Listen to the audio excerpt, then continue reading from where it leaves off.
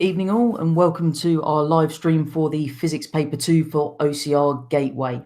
So obviously those of you not doing OCR Gateway, I can't guarantee that the stuff we're going to go through will actually come up on your paper tomorrow. So maybe this isn't the best bit to watch. However, for those of you doing OCR Gateway, we're going to go through absolutely everything, whether you're doing combined science, GCSE physics, or whether you're doing high or foundation. We'll try and cover the lot in basic detail. My goal for tonight is to get through this in about an hour and a half, and then I know that Guerrilla Physics are going live after that. So if you still need additional physics help after that, head on over to Guerrilla Physics and get some even more help at that point. So first thing we're going to have a look at are waves then. So when we're talking about a wave, we're talking about an oscillation that transfers energy. And we've got two types of wave we need to concern ourselves with.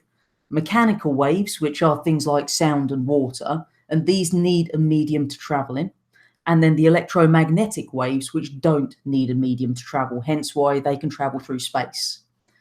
When we're thinking about the types of wave that we've got, we can either have transverse or longitudinal ones. Now, transverse waves are the ones where the vibrations are at right angles to the direction the wave travels, and they look like that. So what we actually find is the wave is traveling in this direction and the vibrations are going up and down, so at 90 degrees. Obviously, make sure that you are able to recognize, the key things here. So that central line running along there, then the distance from there to the top of our little peak there, that will be our amplitude. Second type of wave we've got are the longitudinal waves. Now, these are the ones where the vibrations are in the same direction as the direction of travel. So as the wave goes this way, then the oscillations are going in that same direction. Two key parts to remember on our diagram. We've got the compressions, which as the name suggests are the bits that are close together, and they're under higher pressure. And the rarefactions, the spaced out bits, those are the ones with the lower pressure there. So when we actually come on to think about parts of our waves, we've got four key terms we need to know the meanings of. Amplitude, which is the distance from the middle to the top of the wave, and that depends on the wave as to what units we're going to use, but quite often it's going to be meters. The wavelength, which is the distance from one point on a wave to the same point on the next, which is measured in meters. Frequency is the number of waves that pass a certain point each second, measured in hertz, and the time period is the time for one wave to pass a given point, and because it's time, measured in seconds. When we think about how we can actually represent these waves, we've got two choices. We can use a time trace or a snapshot. Now, both of those graphs will allow us to measure the amplitude from the middle to either the top or the very bottom of a particular crest or trough. But the rest of it is dependent on which type of graph we have. So the time trace, first of all, shows how displacement varies with time at a particular position. And the time trace lets us measure the time period from any point on a wave to the same point on the next. So your time trace will look like this. So you can see we've got displacement on our y-axis, but the x-axis is time. So that's how we will identify it. And then our time period, pick that point on one wave, same point on the next, and whatever that time frame is, that's your time period. If they ask you to calculate the time period, you could also do it as 1 divided by the frequency if they don't give you a graph, which was on one of their practice papers at some point. Second type of graph we've got is the snapshot. So what we see on this one is it shows how displacement varies with distance at a particular time. So this will allow us to measure the wavelength from any point on a wave to the same point on the next. So displacement on our y-axis again, but the x is distance. So the only way you're going to identify whether you've got a time trace or a snapshot, look at the actual label on the x-axis. One of the PAGs that you do need to know about is the good old ripple tank. So hopefully what you've actually got is actually evidence of one of these in your classroom at some point. It was probably some rickety old thing that the legs may have fallen off partway through and the bar probably wasn't attached too well, if my experience of these things is to go anything to go by. But the whole idea of using a ripple tank is because we can model waves on water by using this. Now, you do need to know how we can actually use one of these delightful things to actually get some information on things like wavelength and frequency. So if we want to measure wavelength, you can literally stick the ruler in the tank. So where we've got our tank here, you can just drop the ruler in the bottom there. And then as you actually run it, you can just try to judge where the waves are passing to get the wavelength by eye. Not great for obvious reasons there. The other way that we could do this is by using something called a stroboscope. Now, what this does, it's kind of like a flashing strobe light, as the name suggests, and it kind of freezes the waves. And again, we then use a ruler to measure it. If we're looking at frequency, two possible options here. First one, you can put a little marker in the tank and then count the waves that pass it each second. Or secondly, you can put a little piece of paper that just touches the top of the bar as it vibrates, and then you can count the vibrations each second. Either of them are valid. Obviously, we've got some problems there in terms of accuracy because we introduce human error to an awful lot of these. Now, if they ask you how you could improve this, obviously we could actually do things like having some kind of a scale down there, taking photographs, measuring it from that. Anything along those lines would obviously improve your experiment. If we think about how we can use sound, then what we'll find is we can use echoes to actually calculate this one. So you'd stand a certain distance from a wall, shout something, and then time how long it takes for the echo to reach you. Second one we can do is using microphones, have two microphones a known distance apart connected onto our oscilloscope, make a sound, and then use your oscilloscope to work out the time it takes to reach those two microphones. Which brings us very nicely onto our first of the calculations that we hopefully have learnt the equation for. So wave velocity in meters per second is the frequency in hertz times the wavelength in meters. Now, they're not necessarily going to give this to you, so make sure that you have learnt those equations. The bad news for you, for if you thought that just because P2's over, then you can forget all of them, it's unlikely. Because when we come on to P7, that's using potentially any number of those equations that you've now hopefully not forgotten. So make sure you do go over all those equations tonight in case you've not done that for a while. For those of you doing the GCSE physics only, you need to know about some of the properties of sound and its uses. So this is only for the GCSE physics lot. Those of you doing combined, you don't need to know this, so don't panic. Now, what we find is when a wave travels from one medium to another, its velocity can change. Now, we can also see a change in direction here, and this is refraction. So what we find is that if the waves are moving from a less dense medium like air to a more dense medium like glass, then the wave is going to slow down and bend towards the normal. So hopefully you've all seen a little diagram like this before. So what we've got, this little blue line here is the actual border between our less dense and more dense medium. Our normal line is always drawn at 90 degrees to that surface. And then as the wave comes in here, you can see one side of it has hit first, and that means this is going to slow down before that side. Hence the whole wave that's coming in like this then bends, and that means that we've got that change in our wave. So it's changing its direction.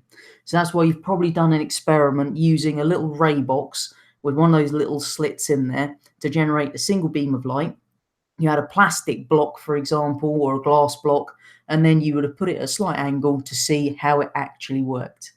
Now, obviously, one of the things we need to bear in mind there is talking about the ray boxes. The reason that we put those little slits in, so you get a single narrow beam of light, is that the narrow beam is way more precise than a wide beam. So make sure that you do use the narrow beam if they're talking about precision there. Now, what we will find, though, is that even though our wave moving from a less dense to a more dense medium is going to slow down and bend, then the wavelength will decrease, but the frequency will stay the same. If our wave is going to hit the boundary at 0 degrees to our normal, then it will change in speed, but not in direction. Still just for GCSE physics, folks, then at the boundary, we can see one of three things potentially happening. So it could be reflected, it could be transmitted, or it could be absorbed. Also for GCSE physics, we need to know about ultrasound, which is just sound of a frequency greater than 20,000 hertz. Now, this is a sound that we as humans can't hear, even if you claim to have amazing hearing. you can't hear this sound, folks. Other animals, however, can. Ultrasound is actually very useful to us, though, because it's got a very short wavelength, so we can focus it into a beam. Now, for the higher tier GCSE physics folks, you need to know about one of those key uses here. So one thing that we use ultrasound for is actually in medicine. So we can use it to scan unborn babies, we can use it to monitor blood flow, or even find kidney stones. And the way that it works is we've got our little transmitter. So this little bit here is our transmitter, and it's then going to send ultrasound waves into the body. When they hit a surface like the baby, then they're going to reflect, be picked up by the detector over to the computer, which then processes it, calculates the distances using the time and the velocity of our ultrasound, and creates the cute little image of a baby, which these days can look rather like babies, rather than the weird grey blurry things that I've seen in the past where you think, you're telling me it's baby? I'm going to believe you. Second thing we can actually do using our ultrasound is echo sounding and sonar. So what we're doing with that is calculating the depth of the water. Same kind of principle here. You send your ultrasound down into the actual water. As it hits the seabed and reflects back, you can time how long that takes and therefore work out the depth. Still just for the higher tier physics folks, one thing to bear in mind is that if we were to shout into an empty room, initially you do hear an echo, but after a while that sound fades away. And the reason for this is that initially it's reflected, which produces that echo, but eventually that sound is going to be absorbed, and that makes the particles in the wall vibrate, making the wall a little tiny bit hotter. I'm not saying if you stand in an empty room shouting repeatedly, then your walls are suddenly going to burst into flames, but there will be a transfer of energy there. In terms of why the gel is used in ultrasound, it's just to give a better conductivity into the body. For the GCSE higher physics students, we need to know about the ear next. So what we actually find is your ears, which are stuck on the side of your head there, are actually useful. They're not just there to look interesting. They actually do have a function. So what we've got, this outer bit here called the pinna, is all to do with collecting the sound and directing it into your head. So you've also got just inside there the auditory canal. So once the sound has been collected, into the auditory canal it goes and travels along until it actually reaches our eardrum. Now, once the sound hits the eardrum starts to vibrate, and you can see it's resting against these three tiny bones called the ossicles. So we've got the hammer, the anvil, and the stirrup. So as the eardrum vibrates, the ossicles then vibrate, and what they're actually going to do is pass it into the inner ear through this bit here called the oval window. Now, what we actually find is we've then got this structure that looks kind of like a little snail called the cochlea, and this is filled with a fluid, and that fluid transmits the vibrations from the oval window here to the tiny little hairs on the cochlear wall. Now, those hairs are attached onto sound detecting cells that release chemical substances that then trigger a nerve impulse down the auditory nerve to your brain. And your brain then processes the signal and you hear whatever the sound is. In terms of your auditory range, then we've got, first of all, this phrase natural frequency. Now, this is the frequency at which an object oscillates if it's displaced. If you see the word resonance, then that's talking about the large amplitude oscillation that happens when you make something oscillate at its natural frequency. So what we find is inside your ear, where you've got those little tiny hairs inside the cochlea, they're actually different lengths, and therefore they actually resonate at different frequencies. So what you find is the range of the lengths of hairs inside your ear actually determine the range of sounds that you can hear. And one of the bad things that happens as you get older is the shorter ones are actually lost. So that means that you're going to struggle to hear the higher frequencies, which is why a lot of people like to use that mosquito sound randomly for teenagers when they don't want you hanging around a place. So I know that there is actually a park nearby where I teach where they do use the mosquito sound just to get rid of teenagers from the area. So it's a very high frequency sound. You lot can hear it. If I was to walk there, I'm too old, I won't hear a thing and be able to carry on with my day without even knowing there was anything going on. Back for everyone now. So GCSE Physics Combined Foundation and Higher onto the electromagnetic spectrum. So hopefully by this point, we've all learnt the waves of the electromagnetic spectrum. So radio, micro, infrared, visible, ultraviolet, X-rays, and gamma rays. If you're really unlucky, your teacher may have played you a song just as entertaining as the one I played my students to help you remember that. But I have in the past seen questions where they'll give you the boxes and ask you to actually put in those bits that are missing. So they'll give you a couple, but you do need to know the order of them. Do remember that when we're looking at our electromagnetic spectrum, then starting with our radio waves, what we can see is they've got the longest wavelength and the lowest frequency. And the opposite is true of our gamma rays.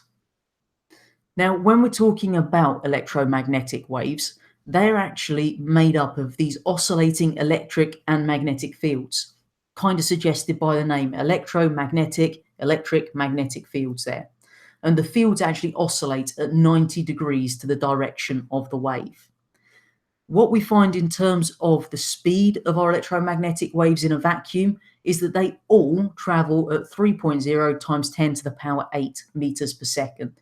So whichever one of those waves you're looking at, if it's in a vacuum, it's traveling at 3.0 times 10 to the power 8 meters per second.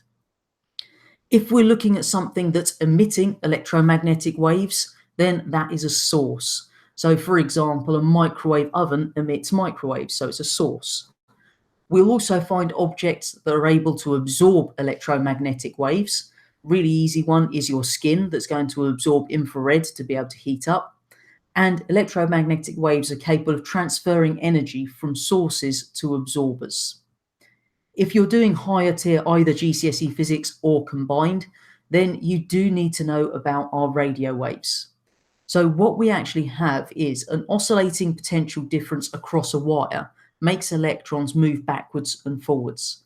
Now that's going to produce a changing electric and magnetic field, and that will be emitted as a radio wave. So as those radio waves are traveling through the air, eventually they're going to meet a piece of metal. And as a result of that meeting with a piece of metal, the electrons inside the metal are going to move and we generate an electrical signal. And that's how the actual antennas on your house actually work, by picking up those radio waves. For foundation and higher tier folks on both combined and GCSE Physics now, we need to know about the uses and dangers of electromagnetic radiation. So some of the key uses first of all, because it's not all doom and gloom. First one's microwaves. We use these all the time. So mobile phones, they're a key one in terms of your microwaves, satellites, Wi-Fi, Bluetooth, all of those microwave sourced. Radio waves we use in radio and TV. Infrared for remote controls, that's actually what's transmitting the signal between the controller in your hand and the device you're controlling. And visible light we use to communicate on ships still to this day. Now, we can also use electromagnetic waves to transfer energy. And one of those is the comparison between microwaves for cooking your food and infrared radiation for cooking your food. This was a favourite in the past for some questions, particularly a 6 marker I saw them do. So when we're talking about microwaves and cooking food, then microwave ovens emit microwaves, and those are absorbed by fat and water in the food. The good news about that is they're actually able to penetrate a few centimetres into the food. So that means the first few centimetres all the way around your food is being directly heated by the microwaves. Then in order to heat it right the way to the middle, we just need to transfer that energy by conduction. In comparison, your conventional ovens use infrared radiation, and that's only absorbed by the particles on the very surface of the food. So then those actual particles on the very surface have to transfer their energy right the way through to the center by conduction. So because that's only on the surface it's absorbing the infrared, it's going to take much longer to heat to the center of the food. Hence why microwaves are much quicker, because it penetrates a few centimeters in to actually cook that outer layer, if you like, before the central parts. Our next use in terms of visible light, we've got any laser that you want to use, whether it's CDs, DVDs, Blu-rays, all use visible light to read those discs. Our body is going to use ultraviolet radiation to produce vitamin D, and that means that you don't get rickets, which is always a good thing. We can also use ultraviolet in terms of forensics in science. So if we want to actually identify a forged banknote, you may have noticed in shops they've got a little light under their desk that they hold the note and decide whether they're going to accept it or not. That's a UV light, and it allows them to identify if the note is forged or not. We can also use it to find body fluids if you really want to. UV light's also got another good use, which is in sterilizing water because it kills bacteria. Next one on there, the X-rays then. These can be used to kill cancer cells, and we can also produce images of bones. And finally, the gamma rays can kill bacteria and cancer cells as well.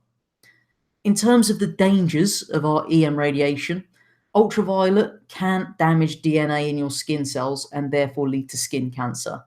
And if you've got too much exposure to ultraviolet light in your eyes, you can develop cataracts, which is why it is important that you do wear proper sunglasses with UV actual filters when you are in countries on holiday, for example. In terms of the X-rays, we've said they're useful, but they can also damage cells and cause cancer. So we said they kill cancer cells, but they also cause cancer. So we've got to use them carefully here.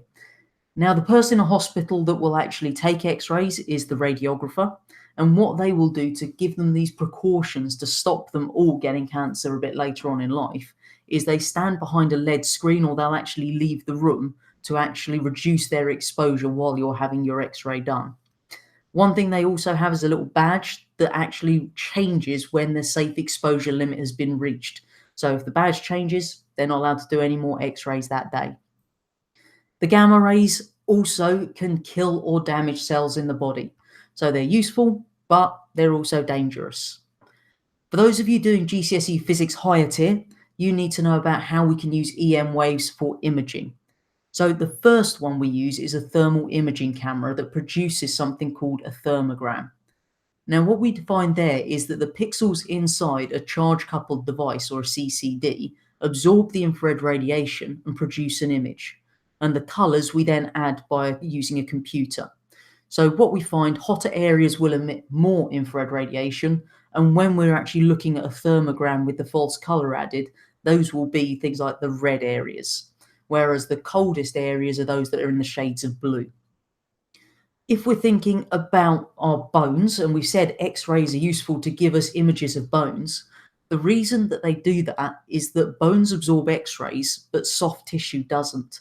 So that when you're actually putting a bit of photographic film underneath the bit of your body that you're having X-rayed, then it's going to absorb X-rays where they pass through and darken.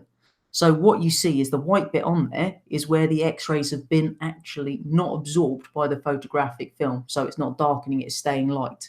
So it gives you the image of the bone rather than everything else.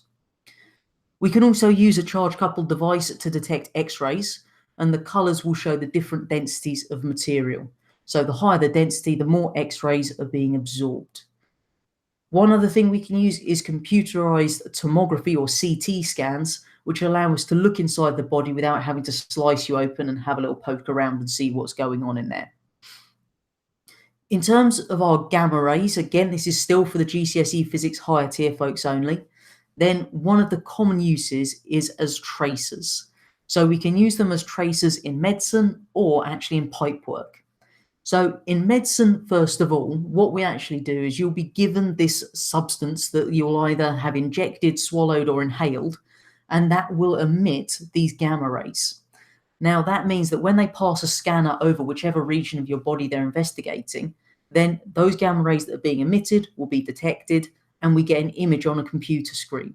And the different colors tell us the different amounts of gamma rays. So if we were expecting, obviously, the blood to be flowing normally, and there's a big concentration of the gamma rays being emitted from one zone and nothing on the other side, chances are there's a blockage in whatever artery or vein it is there, and we know that's the area to target. In terms of the underground pipes, then, it would be highly irritating if every time there was a gas leak and they weren't sure where it was, they just dug up the entire road and just wait until they found it by looking at the pipe directly. So instead, we can use gamma rays in the pipes, pass a little tracer along the surface there, sorry, not a tracer, a detector along the surface, and where you get that peak and then a drop off, that's where your source of the problem is. Okay, so it's either a blockage or a leak at that point that we then need to dig in that zone rather than digging up everyone's road. For GCSE Physics Foundation and higher folks, we do need to know about how to draw ray diagrams, which I'm hoping is a skill that you picked up all the way back in Key Stage 3. Just in case we've forgotten, ray diagrams are used to show reflection and refraction. Key things we need to do: number one, use a ruler and a pencil for drawing these things. We're going to draw lines to represent the rays. We draw the normal at 90 degrees to the surface at the point that the ray hits it. You will measure the angles between the normal and the rays, and then we add arrows to show the direction. So if we have a look at the two common types, we've got our ray diagram for reflection. There's our mirror first of all, so we can see our light coming in, and this one here is the angle of incidence. So that's always the angle that's between the ray of light coming in and the normal.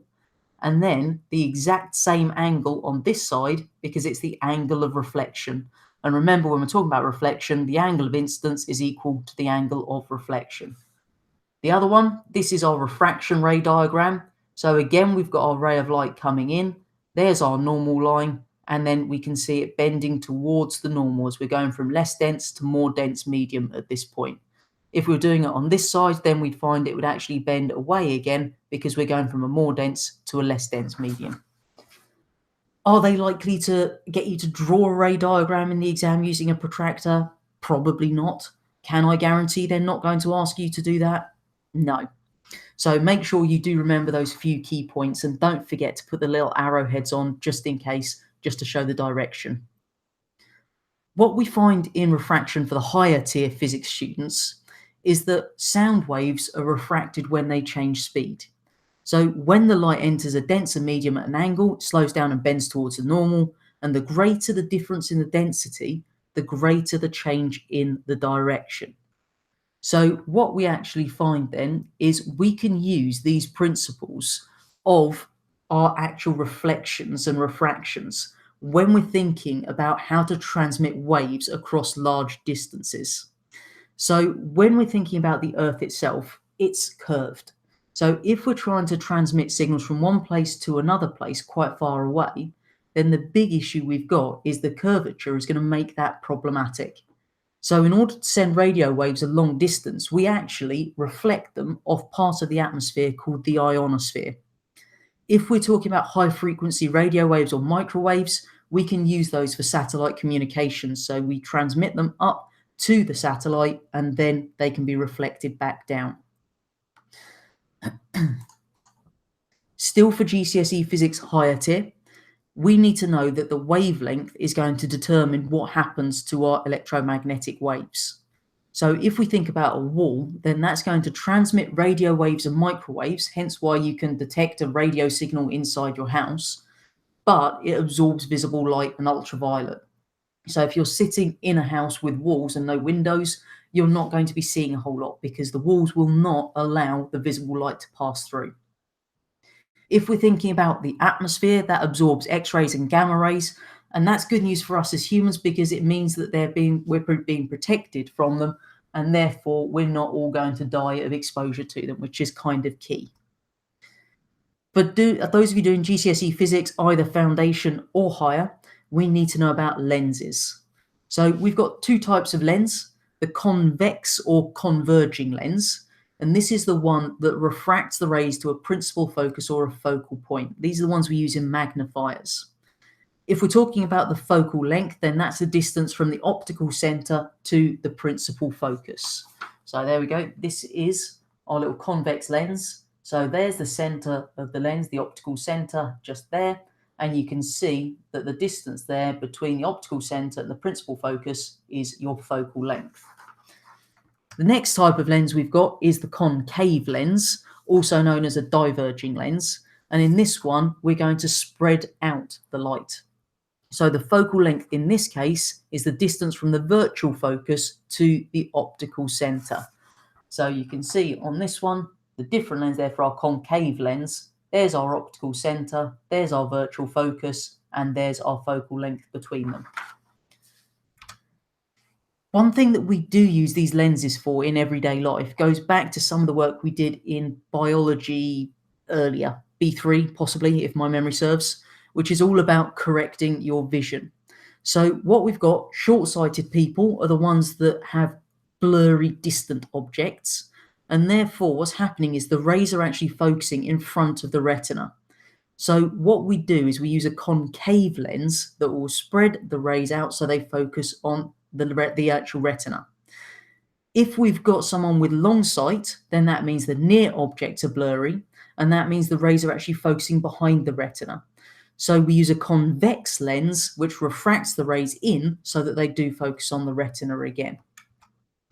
Still, just for GCSE physics folks, you do need to be able to draw ray diagrams with lenses. It would be a bit of a mean question, but it's a possible question. I have seen it on an old specification where the lenses were there. So the way that we're actually going to do this then is, I'll just give you the diagram, there we go. You draw a ray from the top of the object to the lens parallel to the principal axis, okay? So what we've got, number one on there, there's our object, so you draw it parallel to our principal axis here. So you just draw it straight across using a ruler and a pencil. Next thing we're going to do is draw a ray from the lens through the focal point. And then the last thing is draw a ray from the top of the object through the center of the lens. So that then means that once you've done that from the top of the object through the center of the lens, and we've done our first and second lines here, then you've got a point that those two lines meet. And that tells you where your image actually is. So that will tell you the top of your image. You can then just redraw it. They're not going to give you anything complex. It will be something as simple as an arrow to redraw. So it's not an art class, but make sure that the top of it does meet at the point there. In terms of the uses of lenses, we do need to know a few, as well as the type of image that it produces. So convex lenses we'd use in a magnifying glass, and that will produce a virtual magnified upright image. The convex lens in the camera produces a real diminished inverted image, and the convex lens in a projector is a real magnified inverted image.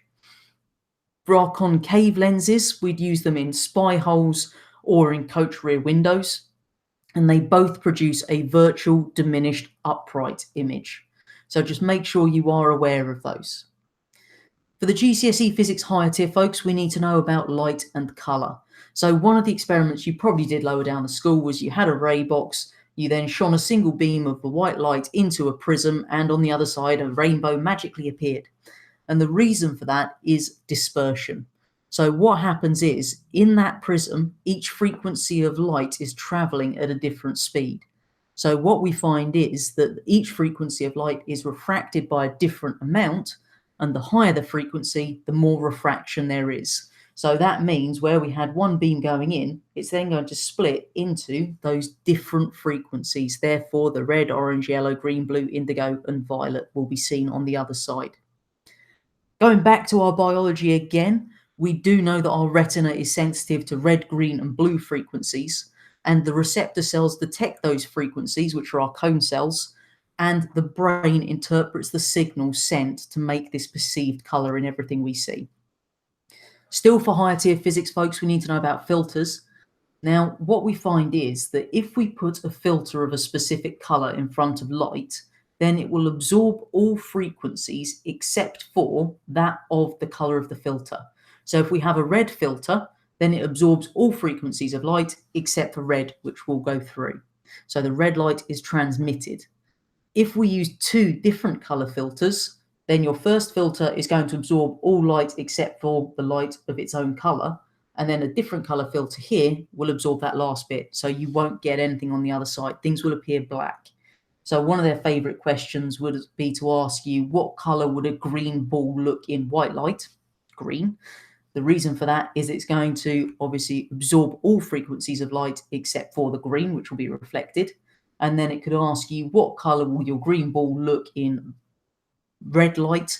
And in that instance, the red light would be absorbed and therefore it would look black. So just remember, it will absorb all frequencies of light except for that of the same colour as the ball or the object. For our GCSE physics higher tier students, the last bit you need to know for this section is when we're thinking about a mirror, that allows you to see a sharp image as the reflection is specular, whereas paper has diffuse scattering, hence you're not going to see your face in a bit of paper no matter how long you look at it. The next little section is looking at radioactivity. So hopefully we remember from our earlier work in both chemistry and physics that the nucleus of an atom is made of protons and neutrons. So we've got three subatomic particles that make up an atom: proton, neutron, and electron. So protons and neutrons have a relative mass of 1, electrons a relative mass of 0.0005. The relative charge on a proton +1, neutron is 0, and electron -1. What we find is that the charge on the nucleus depends on the number of protons present. So a nucleus always has a positive charge because it's made of protons and neutrons, therefore it will have a positive charge, and if it has 50 protons, it has a +50 charge. If we talk about an isotope, then this is an atom with the same atomic number but a different mass number.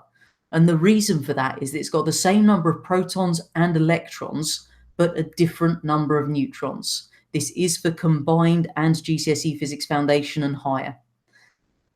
If we're talking about the atomic number, then that's the number of protons or the number of electrons. So look at your periodic tables and it will tell you that side of things. And the mass number is the number of protons plus the number of neutrons. When we think about atoms, the vast majority of them are actually stable, so they don't decay. If we have an atom with an unstable nucleus, they will undergo decay, and as they do so, they emit radiation. And any material that emits radiation is radioactive. When we're talking about the types of radiation, we've got 4 we need to remember: alpha, beta, gamma, and neutron. So alpha, beta, and neutron are all particles, whereas gamma is an electromagnetic wave. So make sure you do know the equation symbols for the alpha, beta, and neutron, because that's going to be useful when we come on to the actual equations. One thing to bear in mind is that neutrons are able to decay to make a proton and an electron, and that will be important a bit later on. So when we're thinking about how we can do an experiment to do with radiation, the way we detect them is with something called a Geiger-Müller tube or a Geiger counter. And that's just measuring the amount of radiation that's being given off by a substance. And the way you'll do that is either visually with a little number that counts up, or you hear tiny little clicks. And those little clicks that you hear are tiny currents produced when the radiation ionizes the atoms of gas inside the Geiger-Müller tube. Hopefully, this diagram is very familiar to you. We've got alpha, beta, and gamma. Now, alpha particles are actually absorbed by anything as simple as a few sheets of paper. So those are the ones that are stopped most easily. They're the least penetrating. Beta particles, these are fast-moving electrons, will go through the few sheets of paper, but a few millimeters of aluminium will bring those to a stop. If we're looking at the gamma rays, through the paper, through the aluminium, and even some of it will be able to get through those few centimeters of lead or meters of concrete. A lot of it gets stopped, but some will still get through. Now, it's important you remember what stops them, because one of the questions that they do like to ask is they will give you a variety of different readings from an experiment and then ask you to identify what type of radiation is actually present. One thing to note is that they will be a bit sneaky, and usually one of them is a mixture of 2. So if you've got the count is very high and then it drops after going through the paper but still there, it's alpha and something else. So anything stopped purely by paper was alpha. If it's stopped by aluminium but goes through paper, it's beta. If it goes through everything except for a drop when it goes through the lead, then it's gamma. But if you've got a high number at the beginning and then a drop partway through after it goes through one substance, you've got a mixture of those 2 different types. So just watch out for them being sneaky on that one. When we're talking about our alpha, beta, and gamma, it's all about the penetrating powers there. So it's about how much stuff they can actually go through. If we're looking at the radiation that's emitted by radioactive materials, it's called ionizing radiation. And what that means is that it can remove electrons from atoms to produce these positively charged ions.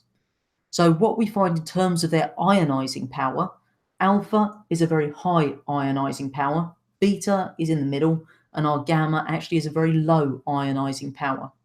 So they're kind of the two things to focus on in terms of things to remember about alpha, beta, and gamma. Firstly, their penetrating power. Secondly, the ionizing power. In order to ionize an atom, we've got to transfer energy to it.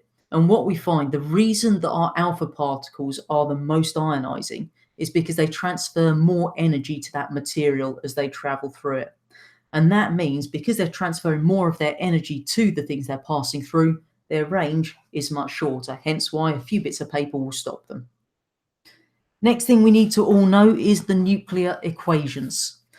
So these aren't actually as complicated as they sound. We're basically adding and subtracting to get these right. So first one, in alpha decay, then we emit an alpha particle.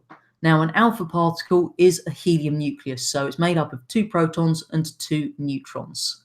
So that when we're actually looking at it, it's going to have a mass number of 4, and our proton number is 2. There you go.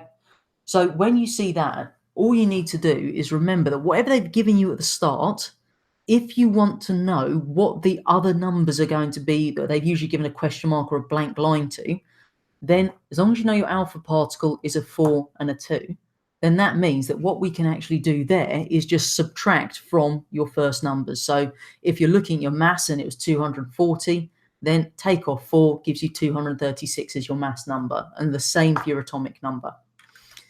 If we're thinking about our beta particle, then in beta decay, our neutron is actually going to decay to become a proton and an electron.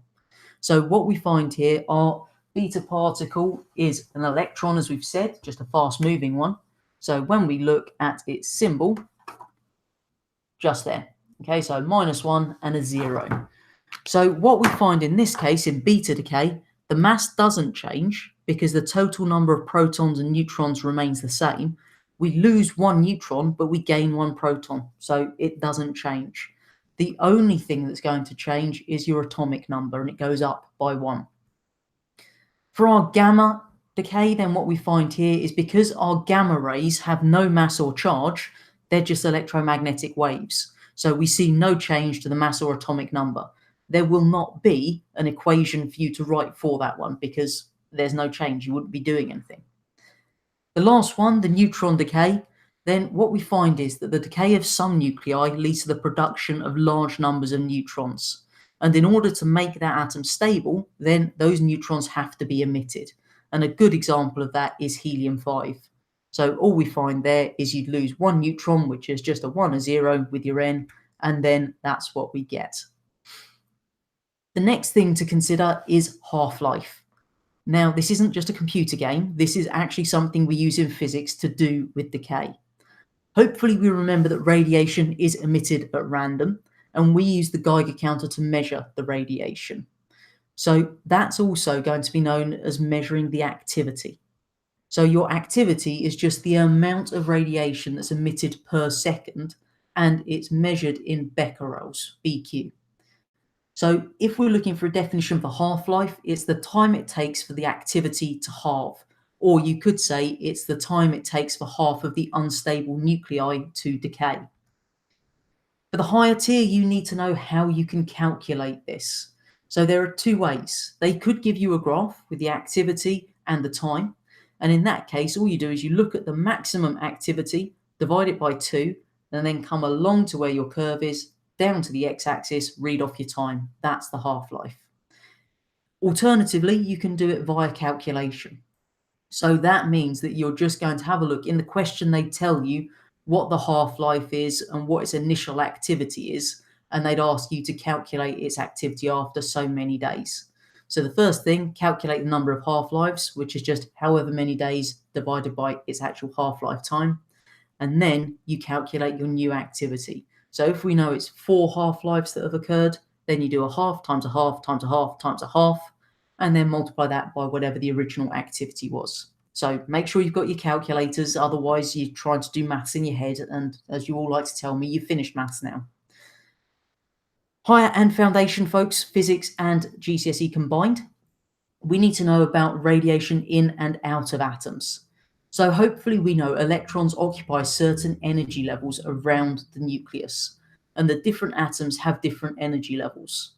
So electrons will occupy the lowest possible energy level. So that means that the smallest distance from the nucleus. Hence why when we did our chemistry, we always fill the shells closest to the nucleus first.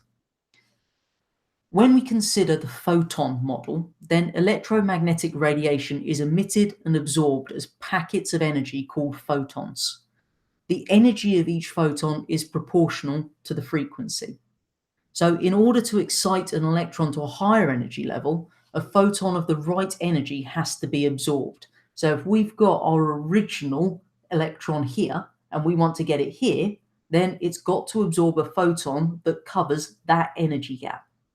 Once the photon's been absorbed, then the electron moves to its higher energy level and the atom's then in its excited state.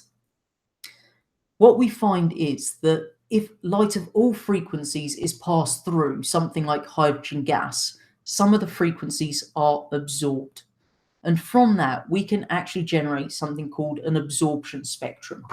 Now, the absorption spectrum just shows the sets of frequencies of radiation that are absorbed by an atom when excited electrons have moved to those higher energy levels. So you basically just have your usual spectrum with some black lines, and the black lines there represent the frequencies that have been absorbed. Now, if we do have a photon that has enough energy, it can completely remove an electron from the atom and therefore make it ionized. And what we find is the ones that are capable of ionizing atoms are the photons of UV, X-ray, and gamma ray frequencies. When we've actually got those electrons moving from their higher to their lower energy levels, they're emitting radiation as they do that. So we can then generate an emission spectrum to show the set of frequencies of radiation emitted by the atom when excited electrons move from their higher to the lower energy level. So this one is mainly black with a few coloured lines on it, and the coloured lines are the bits being emitted. So the frequency of the radiation emitted will depend on the difference in the energy of those two levels, and the energy change that we're looking at there could either take place in one go, or it could actually be stepped, so it takes place in two or more stages. If it occurs in two or more stages, then the emitted photons will obviously have less energy because they're making less of a drop each time. And that means they'll have lower frequencies and longer wavelengths. Key thing to remember is that the largest energy difference from an energy level is from, The largest energy difference is from an energy level just below the ionization energy. And what we find is that's going to vary in different atoms. So, for example, hydrogen could emit UV photons, but carbon can emit X-ray photons. When we're thinking about protons and neutrons, they also occupy energy levels in the nucleus and can emit gamma rays as the energy involved is much higher than that of our electrons.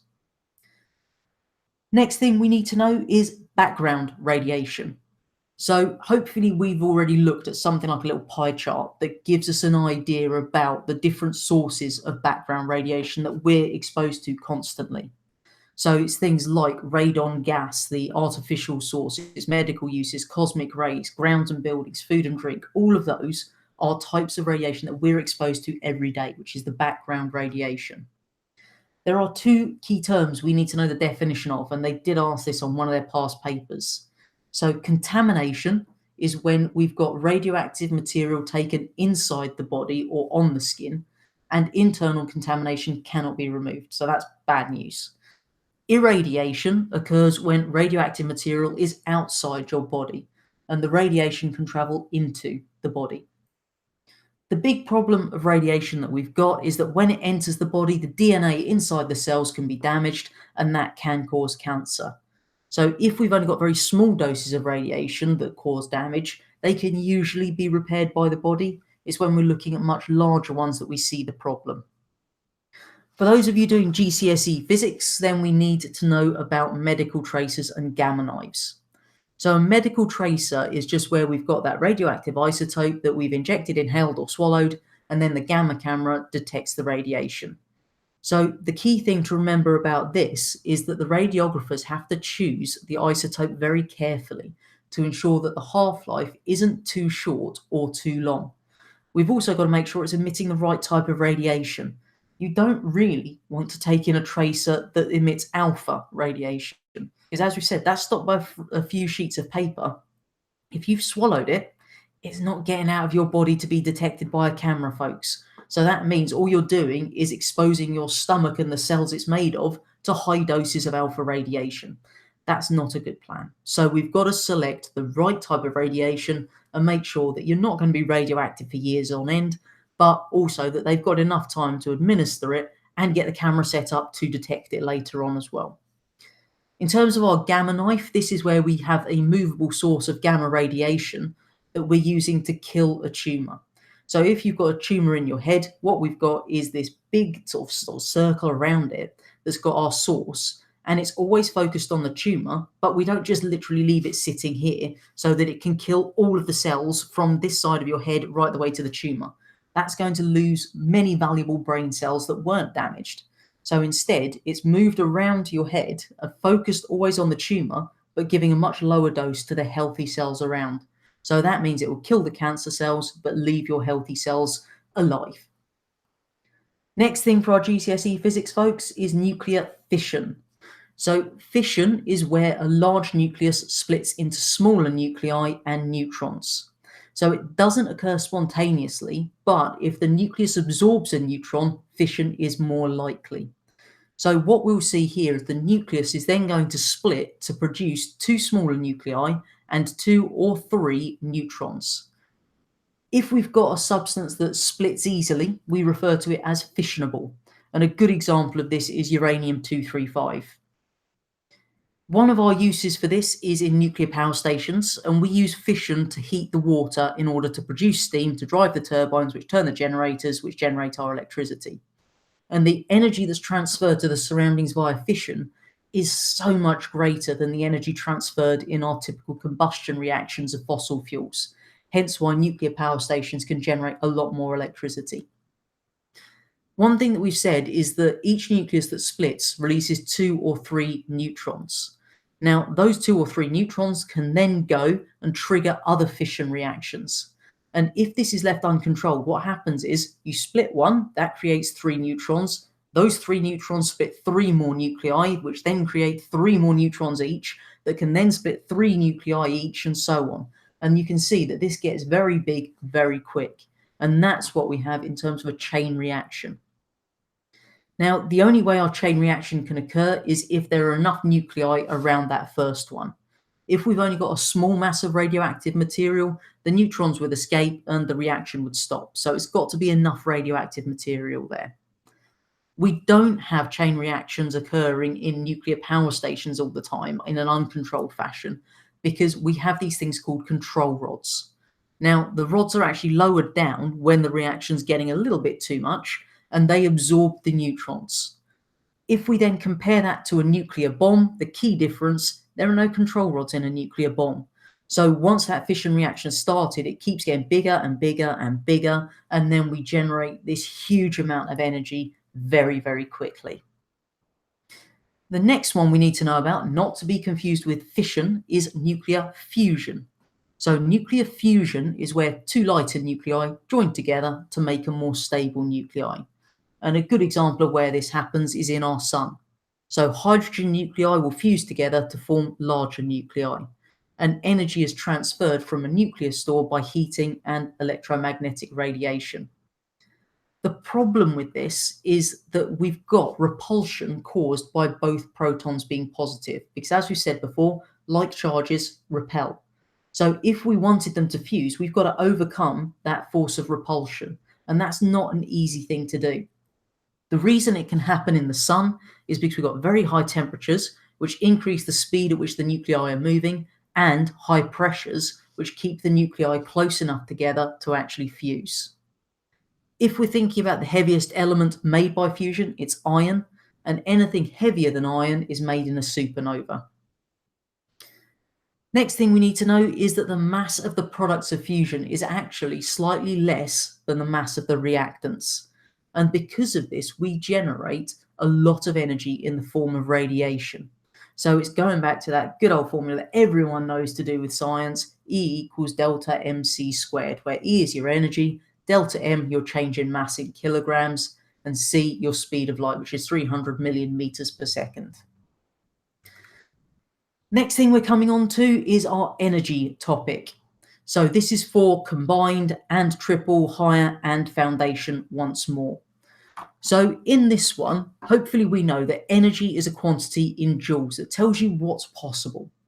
Now, for this topic, which obviously is P7 for those of you doing the physics and P5 for those of you doing combined, then you would have had a look at a whole load of different examples of energy analysis diagrams. Now, one thing that we are going to quickly recap on are the types of stores and their related equations. So a chemical store is things like your coal with oxygen, so it's fossil fuels, doesn't have a rated equation. Your thermal store is going to be the one on your physics formula sheet, which is your energy as mass times specific heat capacity times the temperature change. Kinetic is your energy is 0.5 times the mass times the speed squared. Gravitational is the energy is mass times gravitational field strength times the height.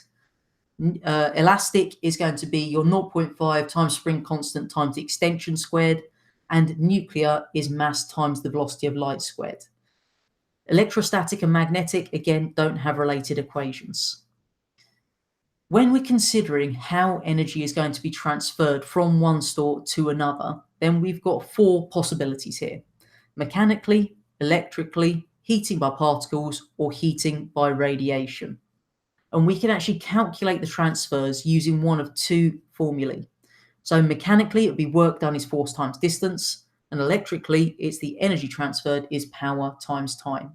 So you can see where I said that because you've done P2, you may have thought those equations were done and dusted. They're all back now. So all of those equations that you learned for P2 can crop up again here. They could just give it in any setting, and therefore you could have to use any number of those equations once more. One thing to remember that hopefully we know from Key Stage 3 is the law of conservation of energy, which is that energy cannot be created or destroyed. It can only be transferred between those stores. And if we've got a closed system, then there's no net change in energy.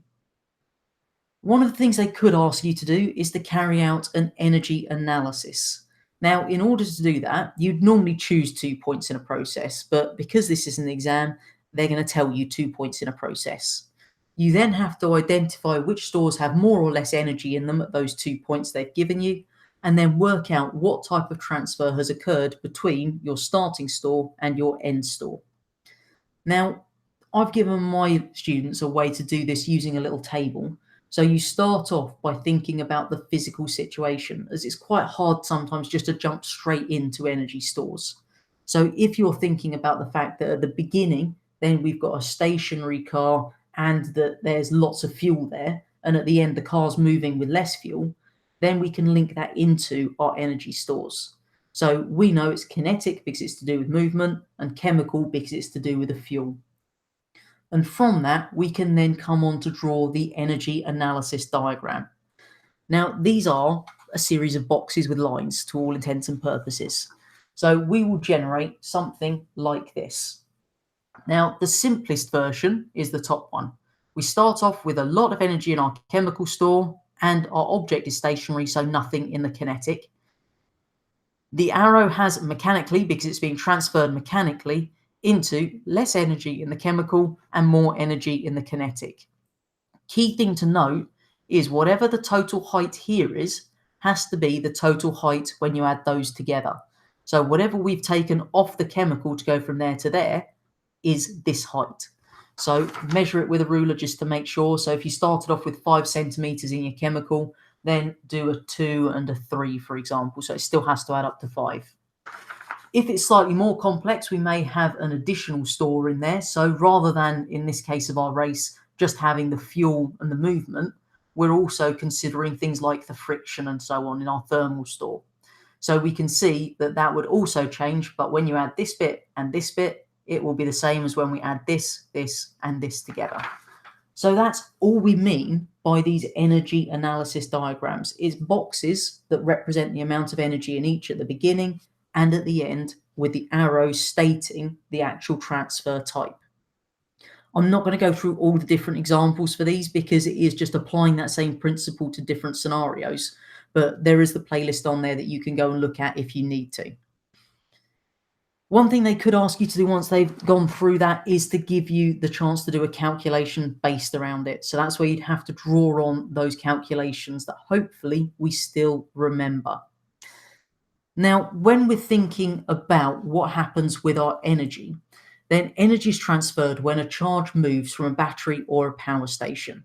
If we think about batteries, it's a chemical store, and the energy store in a power plant is either chemical or nuclear, depending on if it's fossil fuel, chemical, or a nuclear power station, nuclear. What we then find is that the electrons in a wire will produce light, a heating effect, or make a motor turn in order to transfer the energy.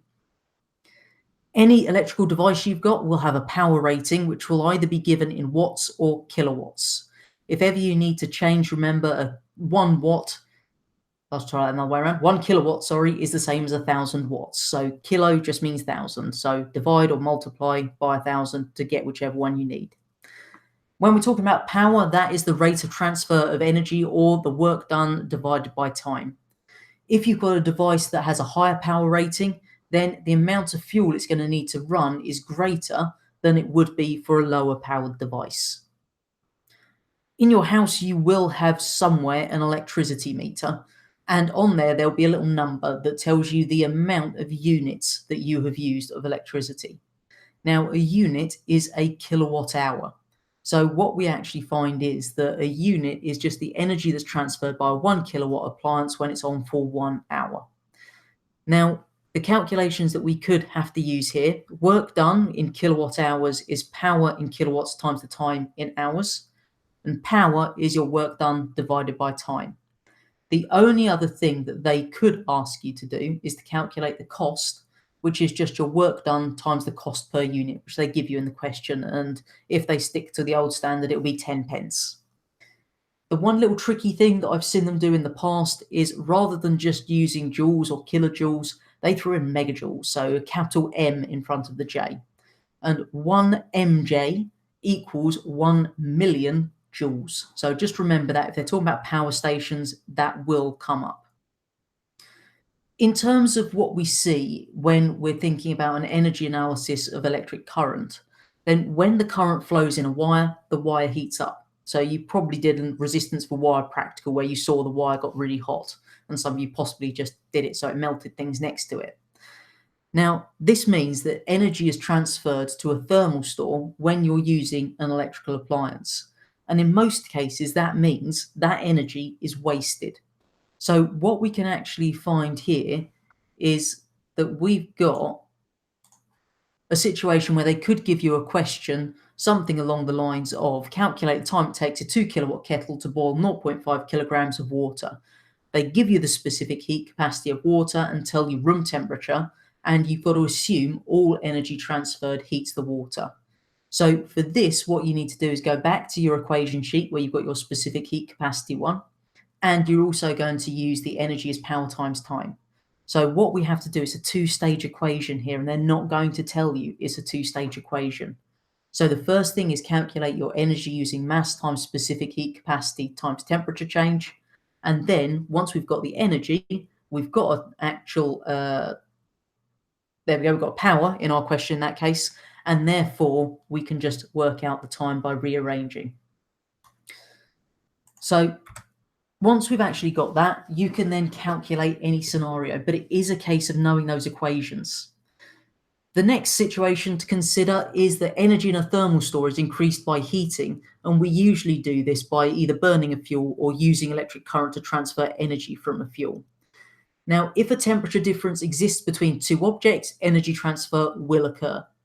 The hot object, which is known as our source, transfers energy to the colder object, known as the sink, until they're at equilibrium. And the rate of that transfer is going to be faster when the temperature difference is greater. One random scenario they could use is that of a storage heater. And storage heaters contain concrete blocks that heat up when heating's on, and then they release the stored energy throughout the day when the heating is off. So just bear in mind that that one is storing it and then releasing it at a later stage. One phrase that you should remember when talking about energy is dissipation. So dissipation is the transfer of energy to stores that are not useful, which cannot be used for working or heating. So just bear in mind that if it's asking you something about why is the energy at the beginning different to the energy at the end, throw in dissipation and you should be onto a good winner there. If they ask you how we can reduce dissipation, then it'll be one of two options available. So lubricating items or insulating items. So we'd lubricate to reduce dissipation by friction, we'd insulate to reduce dissipation by heating. So the way that lubrication works is we place a layer of fluid between the two solid surfaces, preventing direct contact, and insulation works by placing a poor conductor between a hot object and a cold one, reducing the rate of energy transfer. The next thing that we come on to is the idea of insulation. So they talk about homes and insulation quite a lot on Gateway. Now, when it's cold, obviously we turn on our heating to keep us warm. And when the heating's off, our house will cool down. It doesn't just stay hot forever. And the reason for that is that energy is being transferred to the surroundings via the walls, the windows, etc. Now, we've got two types of wall that make houses in the UK. You've either got solid brick walls or cavity walls. So solid brick walls are the ones where, as the name suggests, it's just solid brick. Cavity, you've got one wall, a gap, and then another wall. And usually in that gap, we fill it with some kind of insulating material just to retain more heat inside the house. The thicker your house walls are, then what we'll find is the lower the rate of energy transfer to the surroundings. If we're thinking about the insulation we're using, you want one with a low thermal conductivity. So the lower the thermal conductivity, then the less energy will be transferred again. A calculation we do need to know is efficiency. So your efficiency is the useful output energy divided by the total input times 100 as a percentage. So if you've got something like a light bulb that's apparently 323% efficient, you've gone wrong. Flip the numbers, then times by 100 should solve it. And what we find is an efficient device is better at transferring energy between stores that do the job we want. One thing they could ask you to draw is a Sankey diagram. So this little arrow basically shows what's happening to the energy. If they ask you to draw one of these, they will give you a piece of graph paper printed in there because a scale is important. So the width of these bars represents the amount of energy. So the width of this bar is going to be the equivalent to the width of this bar plus this bar. So that's all we mean by a Sankey diagram. Use a scale and make sure you label it with the correct energy types. For those of you doing the higher tier on either combined or GCSE physics, you need to know that to increase efficiency, we've got to reduce the wasted energy. So we can achieve that by insulating, using improved technology. So rather than the old light bulbs, using LED light bulbs, or using materials that reduce unwanted energy transfers. And what we find is that more efficient devices will therefore operate at a lower power and therefore use fuels more slowly, which is better for the environment. Last topic we have to do is the global challenges topic. So either P6 or P8, depending on if you're combined or physics. So the first thing in this is that they could ask you some really obvious questions, like how would you measure distance? So if you think that's way too obvious, there's got to be some high-tech bit of equipment I don't know about. No, it's a tape measure. If they ask you how to measure time, they're looking for a stopwatch. So don't overthink it. There will be some really simple things. We're going back to our calculations that we've seen earlier. Speed is distance divided by time, and acceleration is change in speed divided by time. Two words we should bear in mind here is precise means that data has a small range when we repeat it, and accurate means it's close to what's known as the true value. So don't mix those up. We're generally talking about precise data when you're looking at it and it's all very, very close in all those repeats. It's precise, and accurate would be that it's close to what the value it should be. So you can have things that are precise but not accurate. In terms of the speeds, one thing that they have put on your specification is that you need to be able to do calculations using estimates. So I'd suggest you remember the speed of one fast and one slow moving object, just in case they want to ask you to do this. So, for example, a person walking is about 1 meter per second, and a cyclist is 7 meters per second. So it gives you something to compare it to give you an idea when estimating. We now have to think about how we can calculate reaction times. So a reaction time is the time it takes from seeing something to the reaction itself. And human reaction time is usually about zero point 0.2 seconds.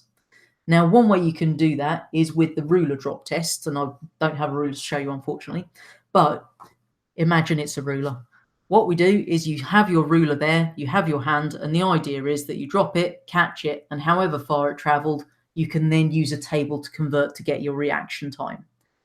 In terms of obviously problems with this, then what we can find is that if you're not dropping it straight, it's not going to be very fair and so forth. So just think about possible sources of error there.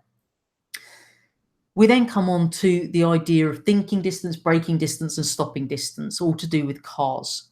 So your thinking distance is the distance traveled in the time it takes from seeing a potential problem to starting to apply the brakes. Don't throw away the mark on a definition there by just saying it's the time it takes from seeing the problem to applying the brakes. If it's a thinking distance, it's a distance, folks. Let's include that word. When we're thinking about the factors that will affect your thinking distance and increase it, then these are the things that are going to affect you as an individual and your reaction time. So drinking alcohol, using drugs, being tired, distractions, playing around on a sat nav, anything like that, or a higher speed, all work. Now, be careful on this. When they've asked these in the past, they've been 2 marks, so they'd ask you to give 2 reasons that the thinking distance would increase, and they'd have said speed increases thinking distance at the top. So speed wouldn't be accepted.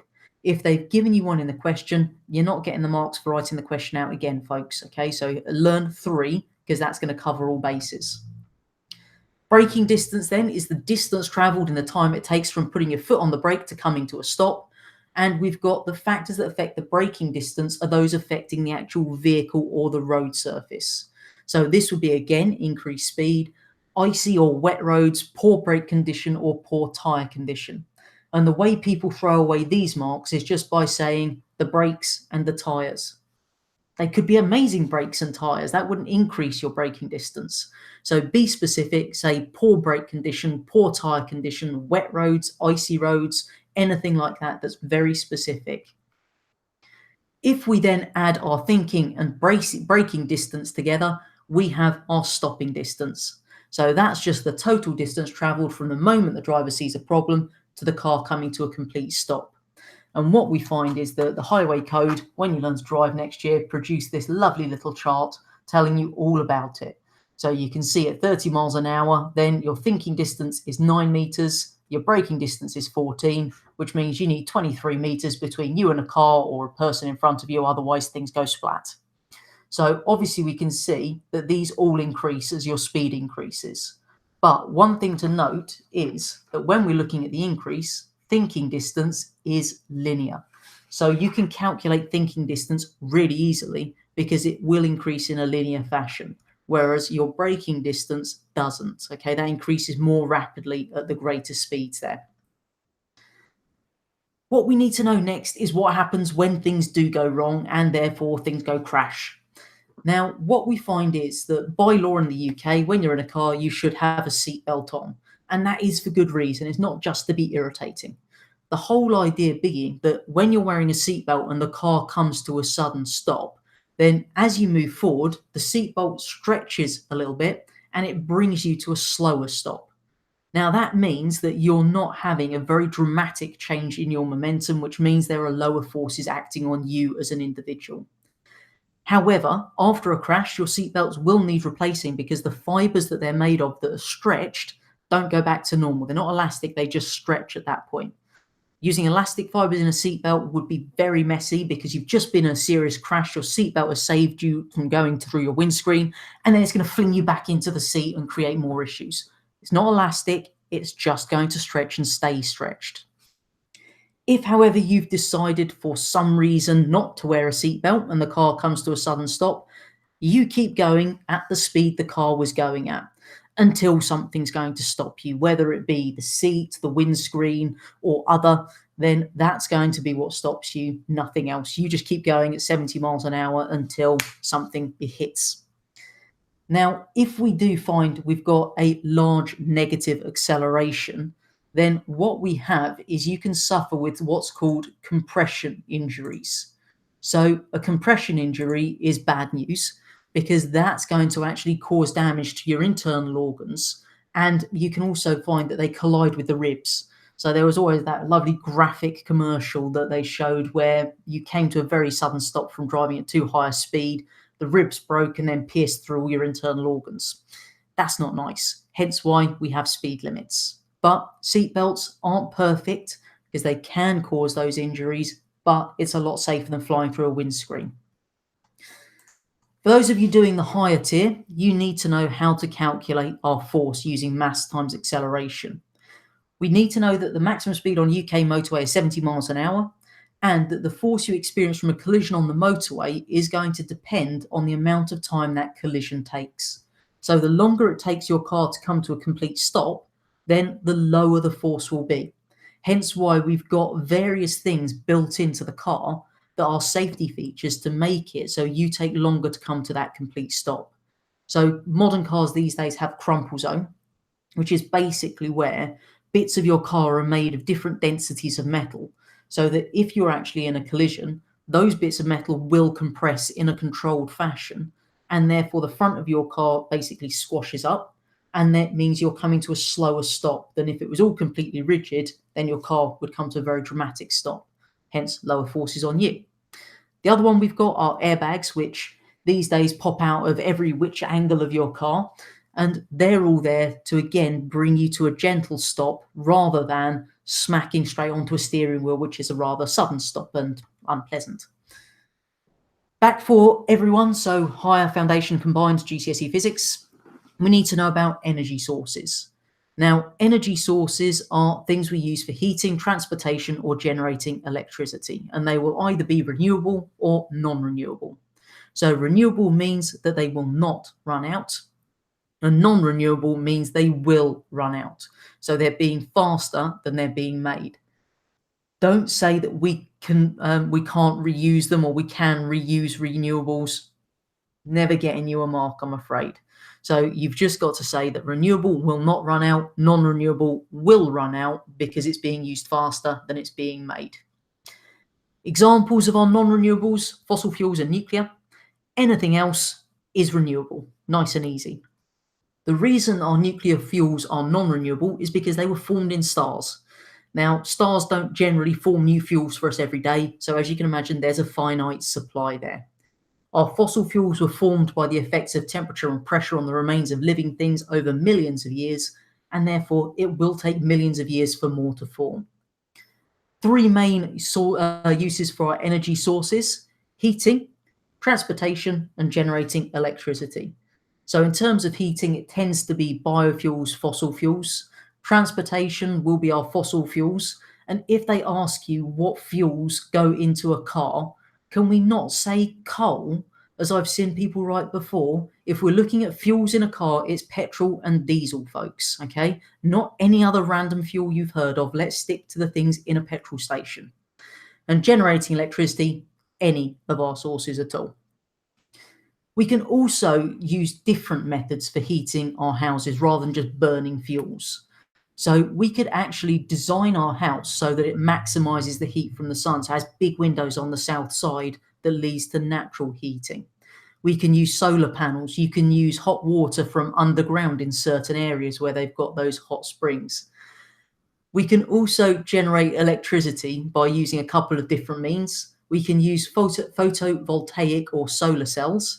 And we can use turbines and generators which are driven by wind, waves, geothermal, hydroelectric, or biofuels rather than the old standard fossil fuels.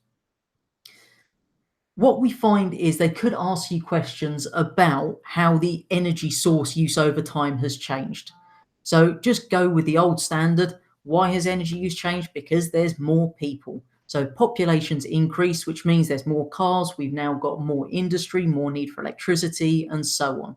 So all of that means our fossil fuel use is going up and up and up. The supply of our fossil fuels is finite. That means they will run out. So what we find is there are still reserves of fossil fuels in many parts of the world, but some of them are actually incredibly hard to reach. The harder they are to find and extract, the more expensive they become. So what we actually find now is, you've probably noticed the price of petrol and diesel going up and up as time goes on. And that's because it's getting harder to find and extract, and therefore the price does go up. When we burn fossil fuels, we produce carbon dioxide. Carbon dioxide leads to climate change and the greenhouse effect, which we learned for our chemistry exam 2 days ago, I hope. If we've got climate change, then we can have ice caps melting, sea level rises, flooding, extreme weather events, threats to our food supplies, all those fun things that they like to throw at you in any kind of documentary about climate change. If a government decides that they're going to try and do something about this, then what they need to do is consider, for the energy source they're actually going to use, how much it costs, the environmental impact, and how long those sources last. Because it's all good and fine saying we're going to change to source X, but if it costs an absolute fortune, isn't going to last that long, and has terrible environmental impacts, it's really not a good choice. So you've got to weigh up those different factors. Next thing is the national grid. So what we see is, across our country, we've got our power stations which generate the electricity. They then transmit the electricity to our transformer, which in this case is a step-up transformer. That increases the voltage before it goes into the actual network across all of those pylons. Then it comes to a step-down transformer where we decrease the voltage, and then eventually it gets to our houses on the other side. So the national grid is just the system of cables, power stations, transformers, substations that will transport electricity across the whole country. We mentioned transformers there, 2 types. The step-up transformer are the ones that increase the voltage. Step-down transformer decrease the voltage. And when we're looking at our transformers, this is what they look like. So we've got an iron core, we've got a primary coil, and a secondary coil. Now, for those of you that are doing GCSE physics higher tier, we need to know that when wires heat up, we lose energy to the surroundings. And the amount of heating depends on the current and the resistance. So the more energy we lose in transmission means we've got to burn more fossil fuels in our power stations in order to then generate the electricity that was lost en route to the homes. Now, one equation they are going to give you on your formula sheet is the transformer one, which is our Vp times Ip is Vs times Is. Now, you can just use that when they give you the scenarios. If we consider the fact that when a current is induced in our wires, they heat up, that's going to transfer energy to the thermal store of the surroundings. And the amount of heating depends on the resistance of the wires and the size of the current. So if they were to be incredibly mean and ask you to compare the total power supply needed for 2 different voltages, then there's multi-stage calculation in there. So first of all, you have the power you actually need. Then to calculate your current, you do your power divided by voltage.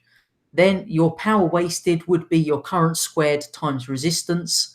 And then obviously that gives you your total power needed because you add that to your initial.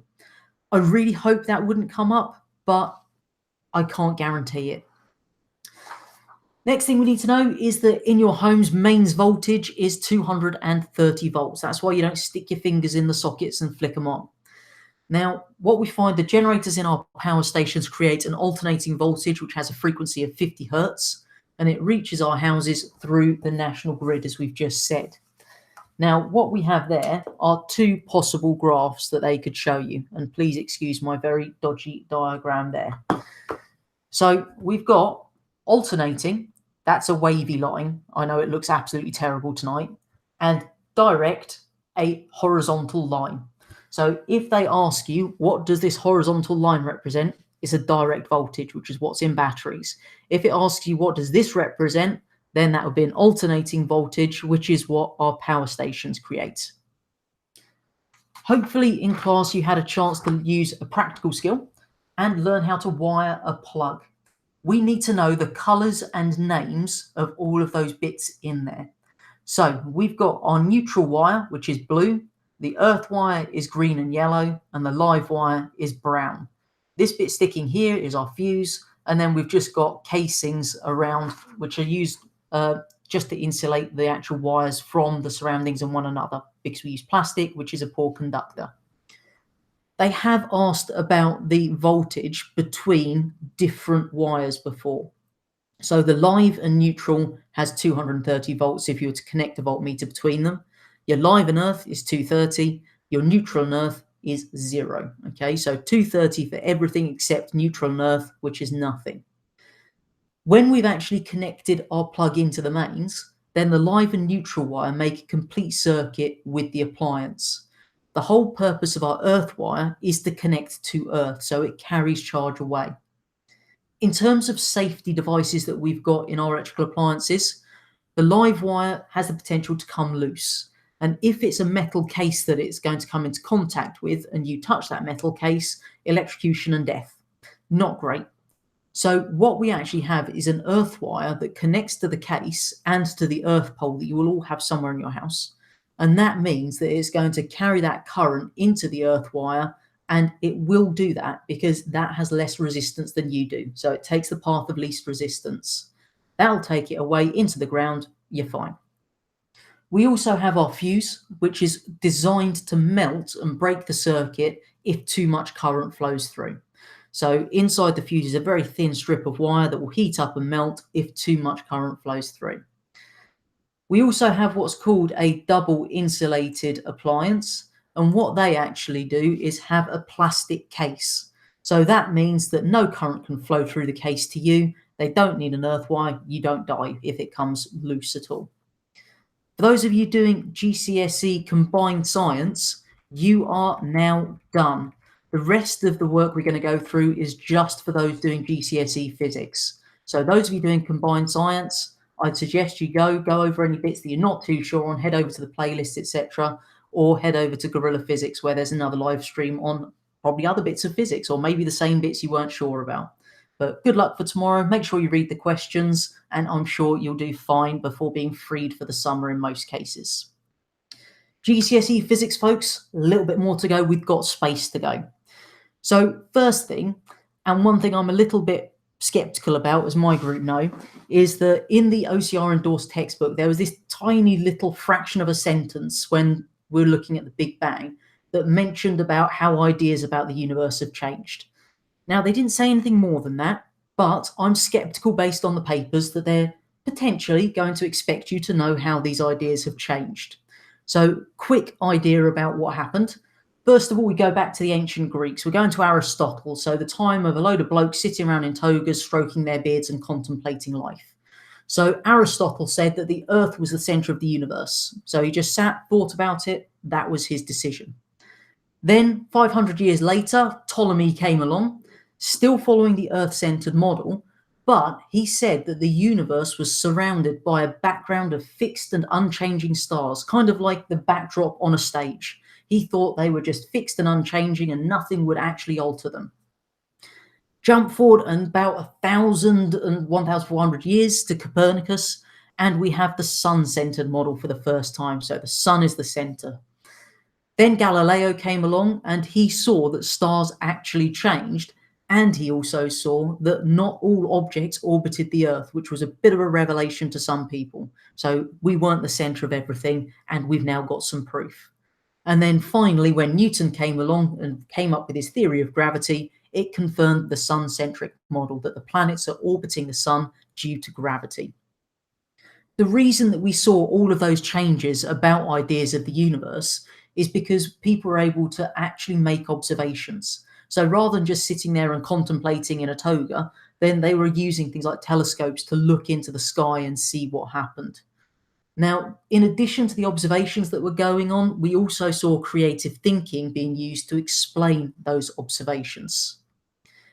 We do actually have something called the Big Bang Theory, which is not just a TV show, but This is that the universe actually started as something very dense and very tiny, actually something smaller than an atom. And that underwent this really sudden expansion about 13.7 billion years ago, hence the beginning of everything, including time at that point. And that's what the Big Bang model is. You start from a very dense, very tiny point, everything exploded out from there, and everything began at that point. And the space between the galaxies is expanding to this day. And we also know we are not the center of the universe, contrary to what some people like to think and act like. We have two key pieces of evidence that support the Big Bang Theory. First is cosmic microwave background radiation, or CMBR, and secondly is redshift.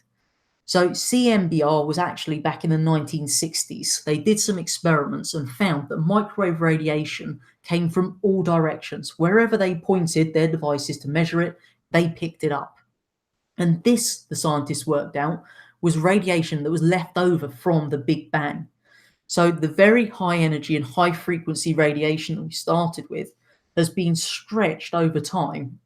And what's happened is it's now moved into the microwave region of the electromagnetic spectrum. So we started with high energy, high frequency radiation.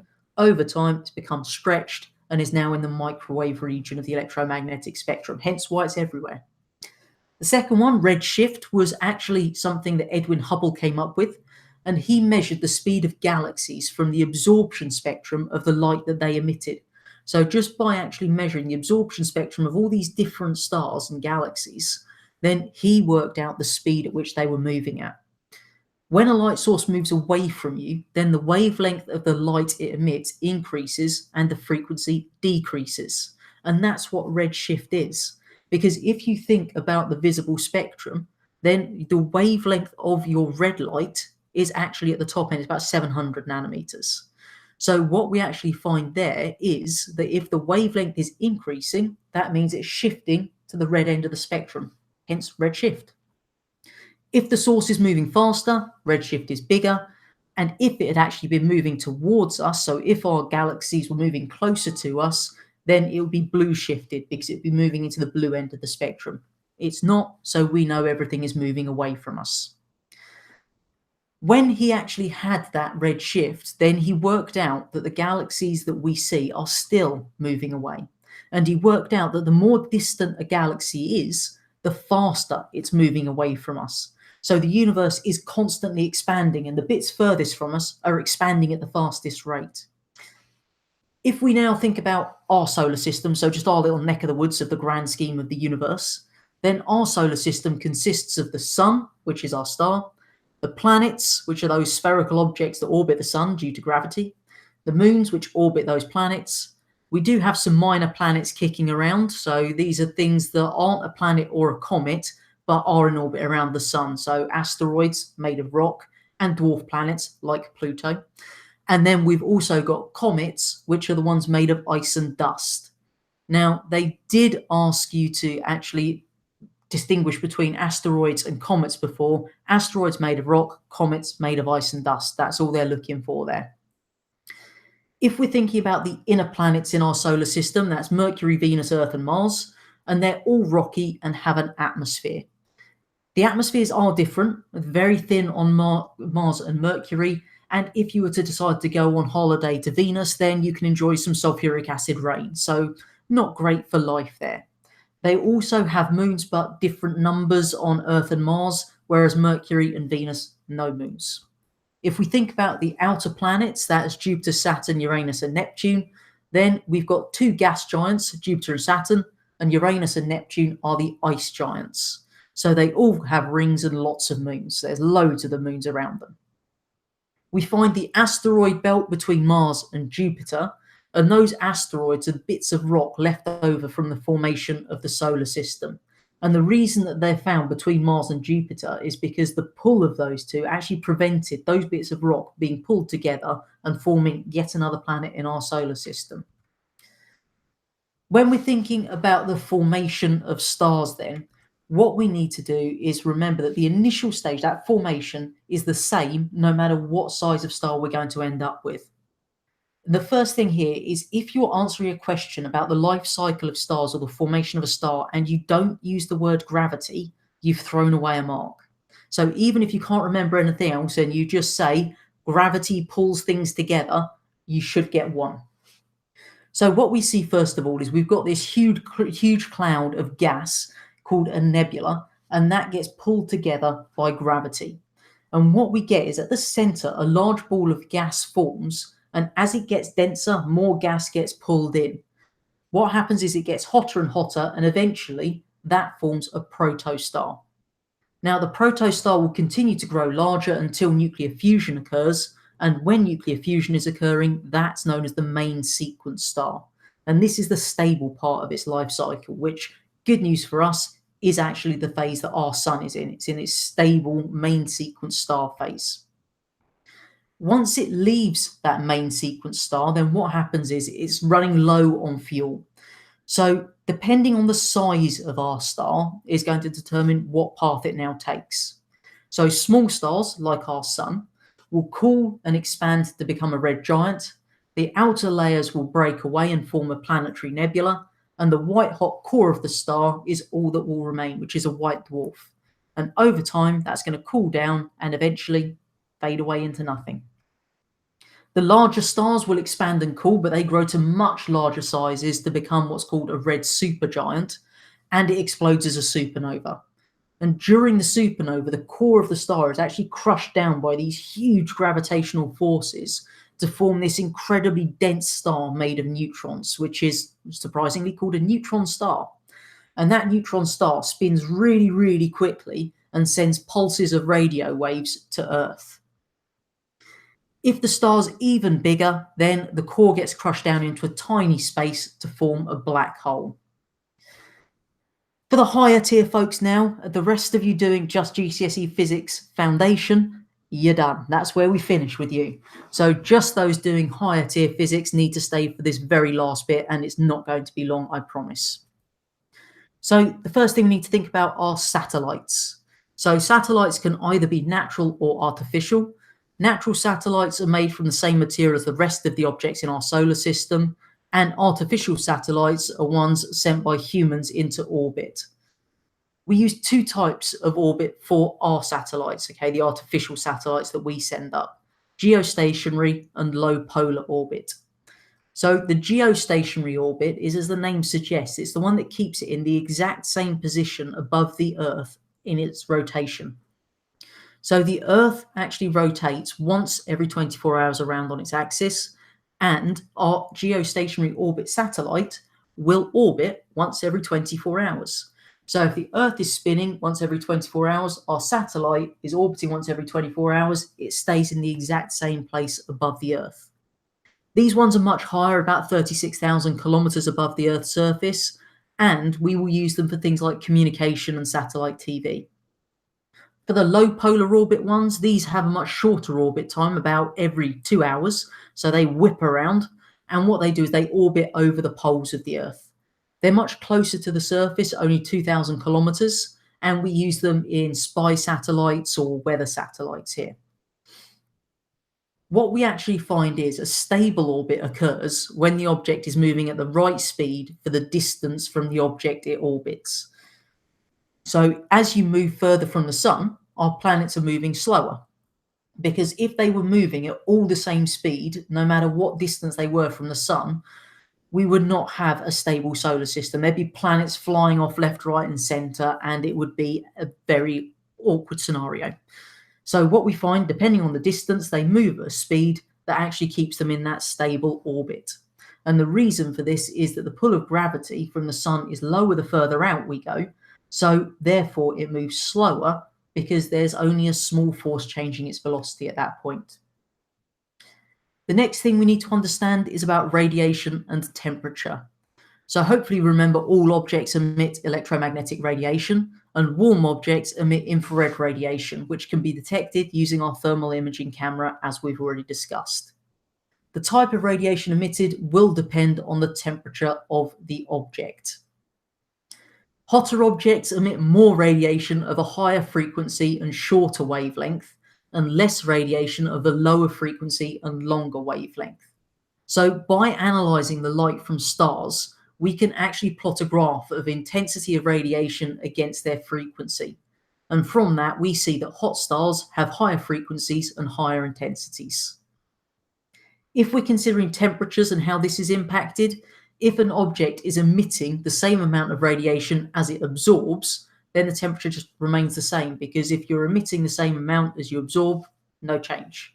Whereas if you emit more radiation than you absorb, it's going to actually cool down. And if you absorb more radiation than you emit, then it increases in temperature. So a lot of common sense bits there, I have to say. If we then apply that to the work we again did in our chemistry the other day, the Earth absorbs radiation from the sun and it will emit radiation into space. If that happens at the same rate, temperature of the Earth remains constant. But as we increase the amount of greenhouse gases within our atmosphere, what we find is some of that radiation that was escaping into space is absorbed by those greenhouse gas molecules and then re-radiated in all directions, leading to the increasing of the mean surface temperature of the Earth. The very last thing we have to do, and for some reason this is a higher tier topic even though I don't understand why, is the structure of the Earth. So hopefully we know what Earth has 4 parts, which are the crust, the mantle, the inner core, and the outer core. So nice and simple there, just crust, mantle, outer core, inner core, just the 4 parts of the Earth.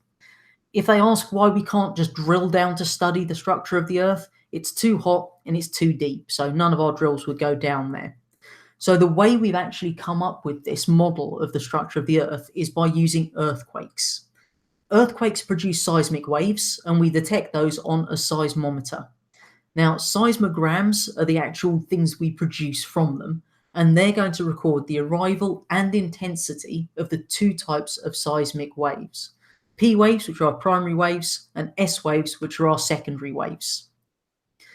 If you consider the fact we've got our epicenter of an earthquake, so that's the origin of the earthquake, then nearby that epicenter, we will detect both S waves and P waves. However, as we move further away into different regions of the Earth, then what we actually find is that we will find only S waves, only P waves, or neither. And the reason for that is that we've got these things called shadow zones. And shadow zones are where we can't detect the S waves, the P waves, or either of them. So what we can see on this diagram, we've got our P wave shadow zones, which are the 2 little blue segments. And then this big segment here is our S wave shadow zone. So if we had our seismometer here, we would be detecting P waves, but no S waves. So it just gives us an idea then, by using all of the seismometers around the Earth, where are S waves detected, where are P waves detected. Now, P waves are longitudinal waves, and they can travel through both solids and liquids. S waves are transverse and can't travel through liquids. They only travel through solids, so S for solids. The scientist that actually worked with this and came up with a theory based on it is Bruno Gutenberg, and he stated that this meant that the core must be liquid.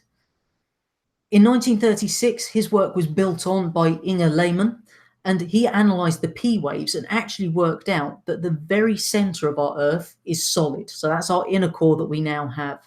And by analysing seismic waves since then, we've now worked out the actual size of the inner and the outer core.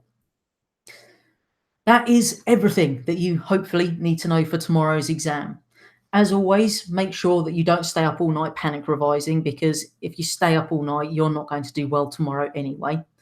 If there are key topics that you're not too sure on, then the playlists are up on my channel. I know that Guerrilla Physics was doing a live stream as well that may still be going on, or you could pop over there and just watch that one as well, because they do some rather good videos at the same time. Other than that, make sure that tomorrow you read your questions carefully. Don't forget the formula sheet. Make sure you take a calculator in and attempt all of the questions. At least if you get something wrong, you tried, you might be lucky. If you leave a blank space, you've got no chance. Other than that, good luck. And for those of you that finish your exams tomorrow, enjoy the longest summer of your life, and hopefully results day will go well.